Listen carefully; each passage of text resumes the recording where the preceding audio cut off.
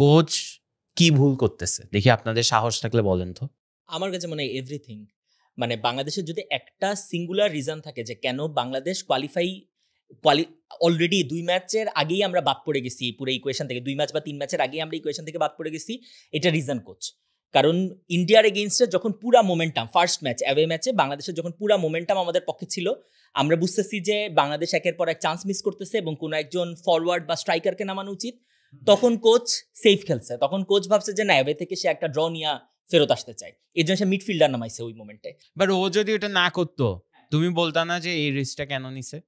খেলা একটা ম্যাচ শেষে ধোনি একটা কথা বলছিল, মানে ওকে কমেন্টেটর জিজ্ঞেস করছে যে আচ্ছা তো আপনি সেই ডিসিশন নিছেন, বলছে দেখেন আমি সেই ডিসিশন, আমি রিস্ক নিছি, পক্ষে গেছে দেখে আপনি বলতেছেন সেই ডিসিশন, যদি বিপক্ষে যাইতো তাহলে আপনি বলতেন যে ভাই এটা কি ডিসিশন নিছেন। তো কথাটা এইরকমই, আপনার তো যখন আমরা বুঝতেছি মানে আচ্ছা কোন সময় একটা হচ্ছে যে পুরা সিচুয়েশন হস্টাইল, বাংলাদেশকে ইন্ডিয়া ডমিনেট করতেছে, তখন আমরা সেফ প্লে করতে পারি যে ওকে অ্যাওয়ে গ্রাউন্ড থেকে আমরা 1 পয়েন্ট নিয়ে ফেরত চলে আসি, আমরা হোম ম্যাচে দেখে নিব একটা। কিন্তু যেই ম্যাচ বাংলাদেশ ডমিনেট করতেছে এবং বাংলাদেশ কেবলমাত্র স্কোর করা ছাড়া বাকি সবকিছু করতেছে, আমরা বুঝতেছি যে হামজা চৌধুরীকে দেখেই ইন্ডিয়ার প্লেয়াররা নাই ওই জায়গায়, ওই জায়গায় ওদের ওই জায়গায় যেই মানে সাইকোলজিক্যাল যে ব্যাটেল ওইটাই তারা হাইরে গেছে। কিভাবে হামজা চৌধুরী দৌড়ায় যায় একটা ট্যাকেল দিয়ে বুঝে যেতেছে লেভেলই অন্য রকমের, সেই জায়গায় কেন একটা ড্রয়ের জন্য আমরা খেলবো, কেন তখন আমরা মিডফিল্ডার নামাবো।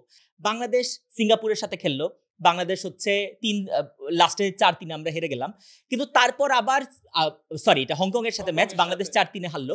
তারপর হংকং এ যা যখন আমরা খেললাম তখন আমরা আবার হচ্ছে 3 ম্যান ব্যাকে খেললাম, আমরা জায়ান যে হচ্ছে লেফট ব্যাকে ভালো খেললো তাকে আমরা লেফট উইং ব্যাক পজিশনে খেলাইলাম, আমরা হামজা চৌধুরীকে আরেকটু সামনে খেলাইতে গেলাম এবং হামজা চৌধুরীকে পুরো আইসোলেট করে ফেললো হংকং, কারণ বাংলাদেশের খেলা যেহেতু তাকে সেন্টার করেই ঘুরে, হামজা চৌধুরীকে মার্ক করে ফেলছে এবং আমরা হচ্ছে সামনে আর বল প্রগ্রেস করতে পারতেছিলাম না।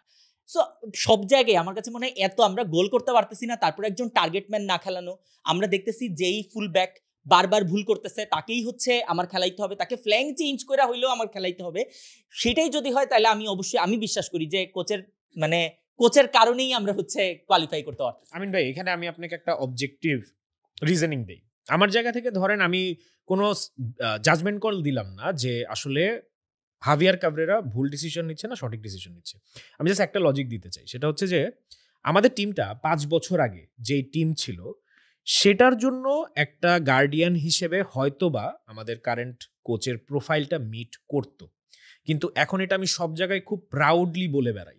আমার ইন্ডিয়ান ফ্র্যাটার্নিটি, পাকিস্তান ফ্র্যাটার্নিটির সাথেও কথা হয় ফ্রম টাইম টু টাইম, এবং ওরাও এটা অকপটে স্বীকার করে সাউথ এশিয়ার সবচাইতে হাই প্রোফাইল এবং বাই নাম্বারসও যদি আমি বলি আমাদের একটা ট্রান্সফার মার্কেট ভ্যালুয়েশন হয়, সো ইটস গ্লোবালি মানে এস্টিমেটেড আর কি, we have the highest value, highest valuation, but because of 1-2 players, right? because of 3-4 players এখন এসে that number has increased. Shamit কিন্তু আমরা অনেক ক্ষেত্রে ভুলে যাই he is a Canadian champion.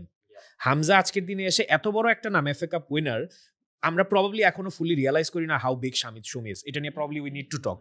এছাড়াও our squad, our depth, a player like Zayan, আমি মনে করি যে সাউথ এশিয়াতে ওর চেয়ে বেটার স্পার্কওয়ালা কোনো ফুটবলার নাই এখন।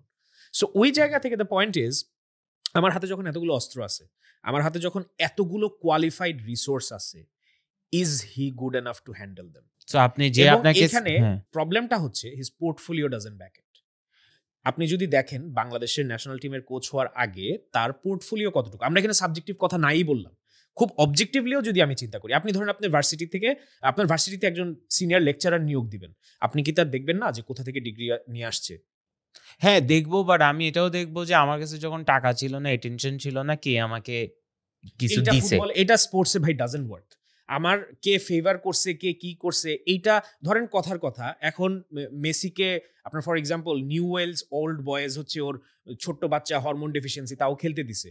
ও যদি বার্সেলোনাতে না এসে বলতো না আমি নিউ ওয়েলসেই থাকবো, না, ইট উডন্ট মেক সেন্স। বাট আমি বলতেছি আমরা কি এনাফ চান্স দিছি নাকি, মানে যেটা তো বাংলাদেশ টিম এখন করতেছে, মোর দেন এনাফ চান্স আমরা দিছি। এটা মানে সুযোগ যথেষ্ট হয়ে গেছে এখন একটু মনে হচ্ছে যে একটু বেশি সুযোগ হয়ে গেছে। আর ওই যে বললেন যে আমরা সেফ ক্যান খেলতেছি, এইটার মধ্যেই উত্তর আছে।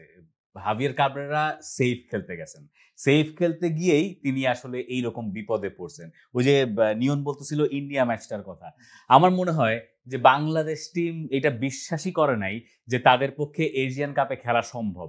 হামজা বিশ্বাস করছেন, সৌমিত বিশ্বাস করছেন, আরো 2-1 বিশ্বাস করছেন, এই ছাড়া বাদ বাকি আমার মনে হয় না তারা বিশ্বাস করছেন।